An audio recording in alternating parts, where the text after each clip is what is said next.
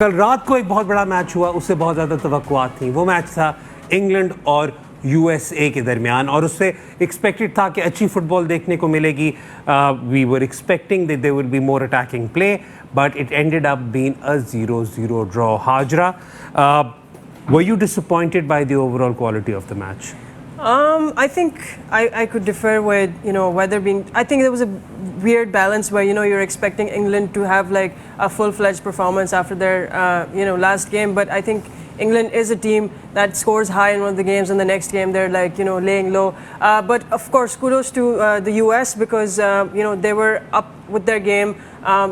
Last match की उनके जो प्रॉब्लम्स उन्होंने फेस किए, जो हमने इशू लास्ट कल भी बात की थी कि सेकंड हाफ में द टीम वाज लाइक वो थोड़ी सी बैठ गई थी, they were laid back, they didn't have enough stamina, enough fire, enough fight. In this game, 26th minute, we saw McKennie taking that shot, probably the only shot, actual shot, on goal. Baki, they refocused in the second half for sure. We didn't see that they were tired, they were falling short, and I think they were the better team last night. और जिस तरह आपने कहा ना, जो एक बहुत बड़ी क्रिटिसिज्म होती है कि ज़रा थोड़ा सी इंटेंसिटी वो नहीं रहती, वो वाला बिल्कुल हमें देखने को मिला. लेकिन Rehan, obviously a good result for USA, a very good result for USA. लेकिन England, I mean, I don't know what would be your, if you were in the England dressing room, what would you have said to the players after the match?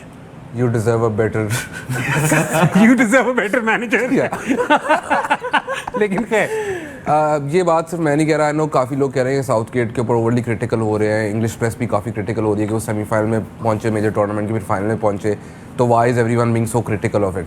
Because the models that Southgate uses are not sustainable in terms of the fact कि England के पास जितने resources हैं, अगर आपको पूरी दुनिया में आप अटैकिंग प्लेयर्स इकट्ठे करना शुरू करें तो most of them will be from 3 countries, Brazil, France and England. ठीक है, एंड उनको आप सही तरह यूज़ नहीं कर रहे हो, there is a problem. The other thing is कि हाउ मेनी टाइम्स, कल एक स्टैट में पढ़ा था कि oh my God, Harry Maguire had 8 interceptions, but how many line breaking passes did he play? Not many, because उनके ना Stones ना Harry Maguire were taking that risk to play that ball through the centre.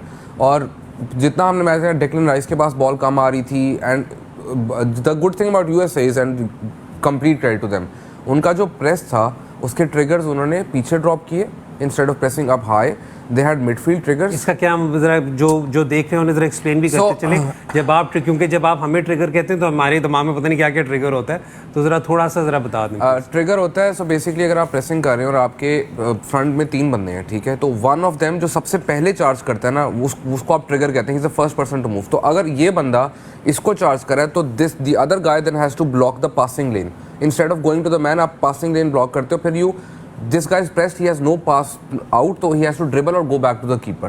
ठीक है, तो या front 3 से pressing triggers रखते हो या आप मिडफील्ड प्रेसिंग ट्रिगर्स रखते हो. आइदर वे जो आपका प्रेसिंग का 1 या 2 ट्रिगर पॉइंट्स होते हैं, जो वो प्लेयर्स होते हैं वो पहले चार्ज करते हैं. As soon as they charge, everyone else has to get into that pressing trigger position. And इसके ऊपर काफ़ी काम होता है. It's then there is a counter press as well. We can go into details later on that. पर USA did that really well. And England actually never pressed at all. Like USA के defenders had time to pass the ball. And वो जो हम recycle की बात करते हैं, respite की, USA की क्यों 60 मिनट्स का परफॉर्मेंस गिरती है, because other teams realize कि यार ये थकने लगे हैं तो let's charge them. इंग्लैंड ने पूरे मैच में उनको प्रेस नहीं किया.